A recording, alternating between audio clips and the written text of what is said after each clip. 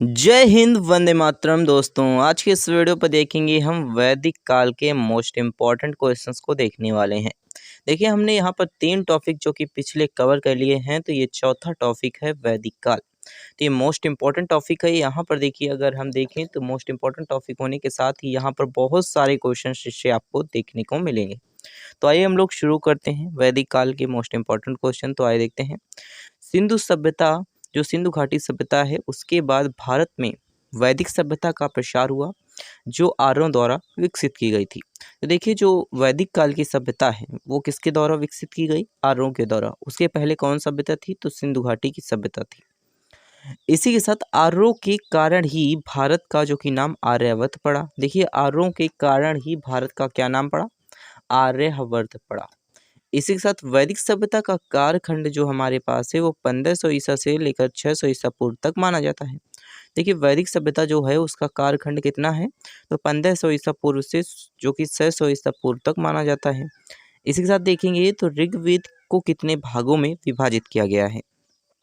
तो देखिए, वैदिक काल को लगभग हमारे पास विभाजन जो हुआ है वो 2 भागों में हुआ है, ऋग्वैदिक काल और उत्तर वैदिक काल। तो ऋग्वैदिक काल कितने से कितने वर्ष तक चला? तो 1500 से 1000 ईसा पूर्व तक जो कि हमारे पास से ऋग्वैदिक काल चला। उत्तर वैदिक काल कितने से? तो 1000 से 600 ईसा पूर्व तक किया गया, जो कि उत्तर वैदिक काल को किया गया। इसी के साथ हम देखें तो आर्य मध्य एशिया से आए थे। जो आर्य समाज के लोग थे वो कहाँ से आए थे? तो मध्य एशिया से आए थे। ये सर्वप्रथम अफगानिस्तान एवं पंजाब में बसे। तो देखिए, अफगानिस्तान अभी हमारा देश नहीं है, यह हमारे देश से हटा है, लेकिन पहले हम एक ही देश में रहते थे। पाकिस्तान, अफगानिस्तान ये सारे जो थे वो भारत पर ही रहते थे। लेकिन अब जो है वो अलग हो गया है। और पंजाब, आप तो जानते हैं पंजाब। तो यहाँ पर हम देखेंगे तो ये है पंजाब और अफगानिस्तान 2 जगहों पर बसे सबसे पहले आकर के। इसी के साथ हम आइए देखते हैं तो सामाजिक व्यवस्था कैसी थी? उस समय की सामाजिक जो व्यवस्था थी वो कैसी थी? आर्यों की सामाजिक व्यवस्था कैसी थी और लोग किस तरह से रहते थे? तो आर्यों का समाज जो था वो पितृ प्रधान होता था, अर्थात पिता उनके जो मुख्य होते थे। जैसा कि आज भी है, घर का मुखिया कौन होता है? पिताजी होते हैं। तो यहाँ पर समाज की सबसे छोटी इकाई परिवार या कुल थी। देखिए, समाज की सबसे छोटी इकाई जो थी वो परिवार या कुल थी, जिनका मुखिया जो होता था वो पिता होते थे। और आज भी ये सिस्टम चला आ रहा है कि जो मुखिया हैं वो घर के पिता ही हैं। यहाँ पर जिसे हम कुलाप कहते थे, अर्थात हमारे पास कुलपति मतलब घर के, मतलब अपने कुल के या अपने घर के, मतलब एक मुखिया के रूप में कार्य करने वाले या फिर मुखिया, वो हमारे मुखिया पिता कहलाते थे। आर्यों के द्वारा विकसित जो सभ्यता थी वो ग्रामीण सभ्यता थी। देखिए, आर्य जो बसे थे आकर के, वो ग्रामीण क्षेत्रों में बसे थे आकर के। ग्रामीण क्षेत्रों में कैसा था सिस्टम, आप अभी भी जानते हैं, ऐसा ही सिस्टम उस समय भी माना जाता है। तो ग्रामीण जो हमारे आए थे वो आर्य समाज में जो विकसित सभ्यता थी वो ग्रामीणी सभ्यता थी। इस साथ आर्यों की भाषा क्या थी? तो भाषा शैली की बात करें तो आर्यों की जो भाषा थी वो लगभग संस्कृत ही थी। तो आर्यों की जो भाषा थी कौन सी थी? संस्कृत। संस्कृत हमारी एक मातृभाषा, जो कि पुरानी भाषा, साथ ही मातृभाषा भी मानी जाती है। लेकिन अब हिंदी आ गई है, तो हिंदी जो कि हमारे पास बोली है, तो यहाँ पर हिंदी हो जाएगी। ऋग्वैदिक समाज को 4 वर्गों में विभाजित किया गया है। तो देखिए, ऋग्वैदिक जो समाज है उसको 4 वर्गों में किस प्रकार से विभाजित किया गया है? तो देखिए, ब्राह्मण, क्षत्रिय, वैश्य और शूद्र। देखिए, ब्राह्मण जो हमारे थे ब्रह्मा जी के किससे निकले थे? मुँह से। ये बात बताई गई है हमारे पास ऋग्वैदिक काल में। और इसी के साथ क्षत्रिय किस प्रकार से? क्षत्रिय इनकी जांग मतलब भुजाओं से। और वैश्य जो कि हमारे पास इनके यहाँ पर जांघों से। और इनके बाद शूद्र इनके पैरों से निकले थे। कुछ ऐसा ही बताया जाता है ऋग्वैदिक काल में इनके 4 चीज़ों के बारे में, ब्राह्मण, क्षत्रिय, वैश्य और शूद्र। ब्राह्मण का कार्य होता था ब्राह्मण का, और क्षत्रिय का क्षत्रिय के रूप में युद्ध लड़ने में, वैश्य का कार्य होता था व्यापार करने में, और शूद्र का कार्य होता था इन तीनों की जो कि सेवा करने में। तो यहाँ पर ब्राह्मण, क्षत्रिय, वैश्य, शूद्र, इन 4 भागों में समाज को विभाजित कर दिया गया। कब? ऋग्वैदिक समाज के काल में। देखिए, हम बात कर लेते हैं तो जीवन भर अविवाहित रहने वाली स्त्रियों को क्या कहा जाता था? देखिए, जीवन भर अविवाहित रहने वाली स्त्रियों को अमाजु कहा जाता था। तो इसका जो अमाजु है वो राइट आंसर है कि अविवाहित जो हमारे पास रहने वाली स्त्री हैं उनको अमाजु कहा जाता था। बाल विवाह और पर्दा प्रथा का प्रचलन नहीं था। देखिए, उस समय बाल विवाह और पर्दा प्रथा का प्रचलन नहीं था, लेकिन जैसे ही 1950 के दशक में आए तो हमें बाल विवाह और पर्दा प्रथा का प्रचलन बहुत ही अधिक दिखाई दिया। जिसमें बहुत सारे लोग जो कि बचपन में ही शादी कर देते थे अपने बच्चों की। और पर्दा प्रथा का मतलब अब भी पर्दा प्रथा देखेंगे तो आप मुसलमानों पर पर्दा प्रथा चली आ रही है और कुछ हिंदुओं पर भी आती है। जैसे कि हिंदू जो होती हैं वो अपना जो कि साड़ी का जो वो होता है उसको ढक लेती हैं अपने मुंह को, तो ये पर्दा प्रथा का प्रचलन उस समय नहीं था। आरओ का मुख्य पेयजल जो पदार्थ था वो सोमरस था। और सोमरस कहाँ पर है, तो सोमरस जो हमारे पास है हिमाचल के जो कि पहाड़ों पर सोमरस पाया जाता था। तो जो उस समय का सोमरस था वो सोमरस जो कि हिमाचल के पहाड़ों पे पाया जाता था। लेकिन आजकल तो सोमरस आप जानते हैं कि वो जो कि शराब है वो आज के सोमरस के रूप में कार गई है। लेकिन आरओ का मुख्य पेय पदार्थ क्या था, तो सोमरस था। इसी के साथ हम आर्थिक व्यवस्था की बात कर लेते हैं। तो आर्थिक व्यवस्था का जो कि मुख्य व्यवसाय जो कि पशुपालन व कृषि था। देखिए आर्यों का जो मुख्य व्यवसाय था वो पशुपालन और कृषि था। तो देखिए आर्य जो थे वो पशुपालन और कृषि पर निर्भर थे, एक प्रकार से कह सकते हैं। और पशुपालन हो रहा था तो उन्हें आप समझ सकते हैं कि पशुपालन हो रहा था तो मतलब उन्हें नॉलेज थी कि वो किस प्रकार से खेती कर सकते हैं, किस चीज़ की खेती कर सकते हैं। और पशुपालन और कृषि पर वो निर्भर थे। तो इसी के साथ हम गाँव को ना मारे जाने वाले पशुओं की श्रेणी में रखा गया था। तो देखिए गायों को जो रखा गया था वो ना मारे जाने वाले पशुओं की श्रेणी में रखा गया था। आज भी जो सनातनी है वो कहता है कि मतलब गाँव में अगर देखें या फिर किसी भी क्षेत्र में देखें, जो हमारे पास बजरंग दल के लोग हैं वो गाँव को ना मारने के लिए जो कि हमारे पास बहुत ही अधिक कदम उठाया है और पशुओं की श्रेणी में इन्हें रखा गया था उस समय। आरों की सबसे प्रिय जो कि हमारे पास पशु क्या था, तो आरों का सबसे प्रिय पशु जो था वो घोड़ा था। अर्थात आरों का सबसे प्रिय पशु हॉर्स था। आरों द्वारा भेजी गई धातु क्या थी, तो आरों द्वारा खोजी गई जो धातु थी वो लोहा थी। लोहा के द्वारा धीरे धीरे विकास हुआ और व्यापार हेतु जो कि हमारे पास दूर जाने वाले व्यक्ति को क्या कहा जाता था। देखिए व्यापार जाते थे, जब आर्य व्यापार करने जाते थे तो उन्हें हमारे पास व्यक्ति को जो कि पणी कहा जाता था।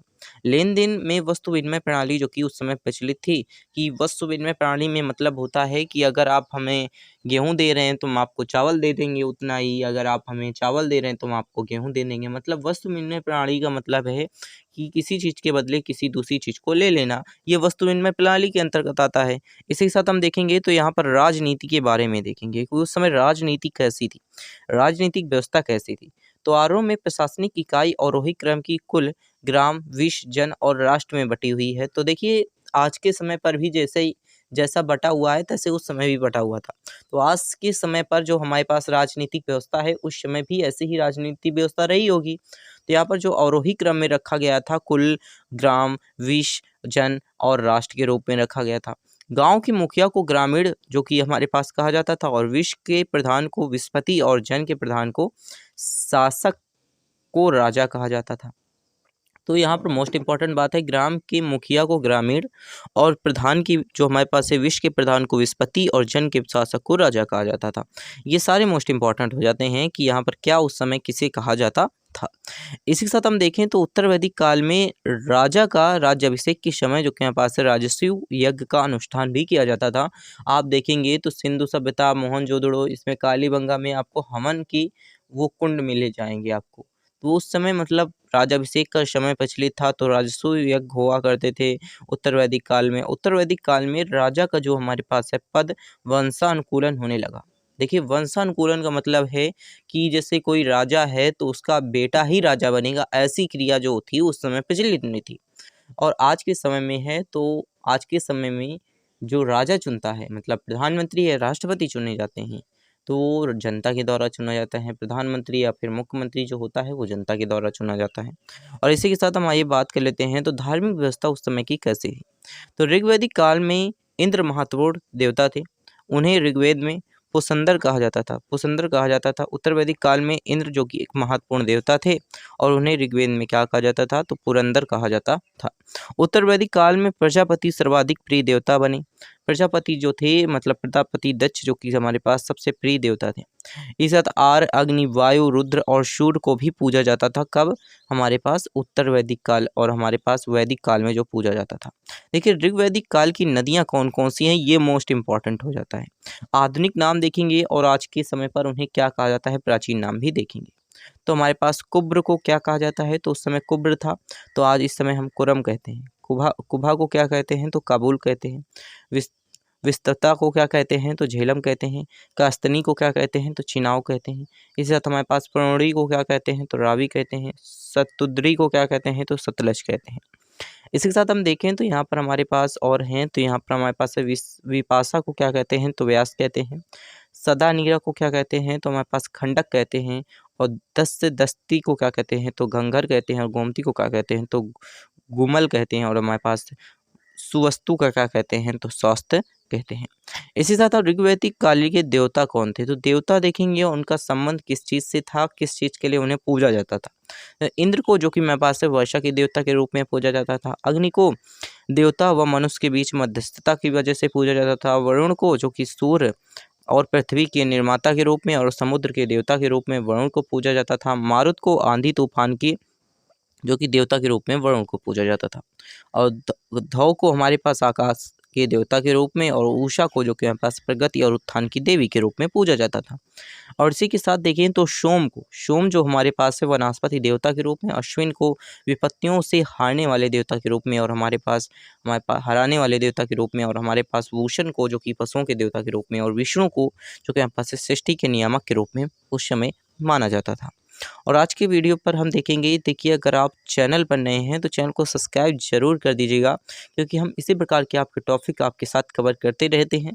तो हमारे पास देखिए वैदिक साहित्य के बारे में मोस्ट इंपॉर्टेंट पॉइंट देखेंगे। धर्मों में जो कि हमारे पास है धार्मिक साहित्य में वेद, उपनिषद, पुराण, महाकाव्य, सूत्र, शास्त्र आदि ग्रंथ शामिल है। तो आर्य जो आए थे, आर्यों के समय पर हमारे पास धार्मिक साहित्य का उत्थान हुआ। इसमें वेद, उपनिषद, पुराण, महाकाव्य, सूत्र, शास्त्र आदि लिखे गए। और शाक्य दर्शन में भारत के इन सभी दर्शनों में सबसे प्राचीन दर्शन है। इसके अनुसार मूल तत्व 25 हैं और जिसमें पहला तत्व प्रकृति है। तो देखिए शाक्य जो कि हमारे पास शाक्य दर्शन जो हमारे पास है वो सबसे प्राचीन है और इसके अनुसार 25 जो कि मूल तत्व हैं, जिनका पहला तत्व प्रकृति है। इसी के साथ देखेंगे तो सत्यमेव जयते मुंडाको उपनिषद में जो कि हमारे पास है 800वां सदगमय ऋग्वेद से लिया गया है।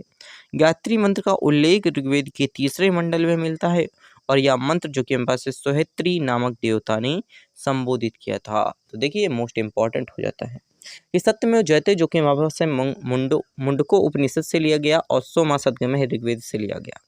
गायत्री मंत्र का उल्लेख ऋग्वेद के 3रे मंडल में मिलता है और हमारे पास यह सत्य जो कि सवित्र नामक देवता ने संबोधित किया था। इसके साथ हम देखिए अगर हम वेद की बात करते हैं तो वेद क्या है। वेद का जो अर्थ है वो ज्ञान से है और ये कब लिखे गए ठीक तौर से पता तो नहीं है चला है, लेकिन आर्यों के आगमन तथा बसनी के बीच में ही ये लिखे गए। और ये 4 वेद हैं। तो देखेंगे 4 वेद क्या क्या हैं और इनमें क्या क्या चीज़ें रखी गई हैं। तो ऋग्वेद है, इसमें देवताओं की स्मृति से रची प्रार्थनाओं का संकलन है। इसी के साथ यजुर्वेद है, यह कर्मकांड प्रधान ग्रंथ है। और इसी के साथ सामवेद है। शाम का अर्थ होता है गान से, अर्थात सामवेद को जो कि भारतीय संगीत का जनक माना जाता है।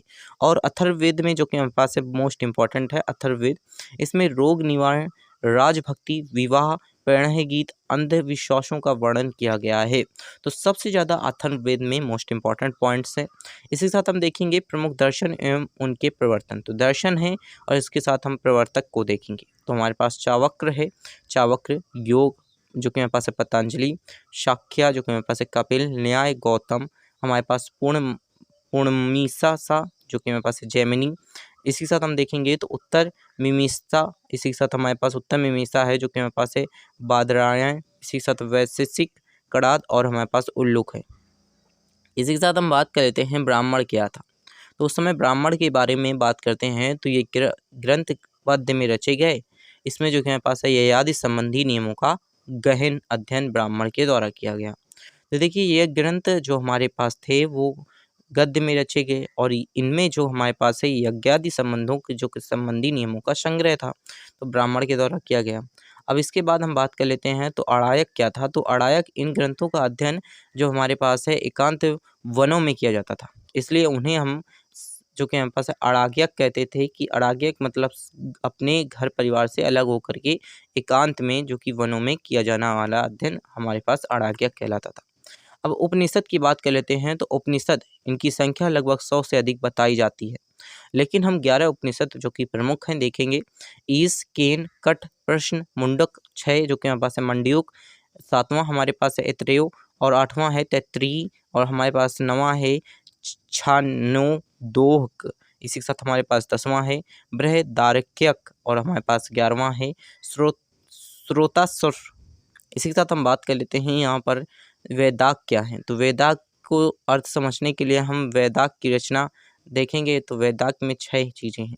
शिक्षा, छंद, व्याकरण, ज्योतिष, निरुक्त, कल्प। ये चीज़ें जो कि हमारे पास है उस समय वेदाग में हैं और आज भी वेदाग में आपको देखने की मिल जाएगी, अर्थात वेदों में। बात कर लेते हैं पुराणों की। तो पुराणों की संख्या जो कि 18 मानी जाती है। इसमें सर्वाधिक प्राचीन जो कि मत्स्य पुराण है। इसमें भगवान विष्णु के 10 अवतारों का उल्लेख किया गया है। तो ये मोस्ट इंपॉर्टेंट हो जाता है कि कितने पुराण हैं, 18। सबसे प्राचीन पुराण मत्स्य पुराण। मत्स्य पुराण में किसके, भगवान विष्णु के बारे में। भगवान विष्णु कितने अवतार, 10 अवतारों के बारे में। इसी के साथ हम बात कर लेते हैं तो रामायण के बारे में मोस्ट इंपॉर्टेंट बातें।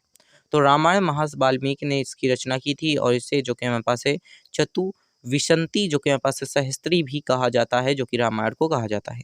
इसी के साथ महाभारत के बारे में। तो महाभारत जो कि हमारे पास है महर्षि वेद व्यास ने जो कि इसकी रचना की थी और महाभारत का पुराना नाम जय संहिता है। तो देखिए महाभारत का पूरा नाम क्या है, तो जय संहिता है।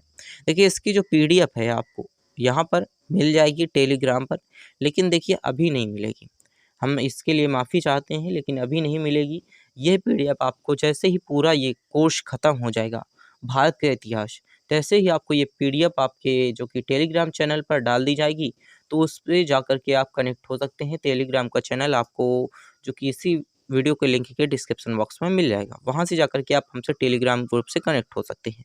तो इसके पहले अगर आप चैनल पर नए हैं तो चैनल को सब्सक्राइब ज़रूर कर दीजिएगा और अपने दोस्तों के साथ शेयर ज़रूर कर दीजिएगा। और वीडियो पर पहली बार विजिट हुए हैं तो वीडियो को लाइक ज़रूर कर दीजिएगा। Thanks for watching this video.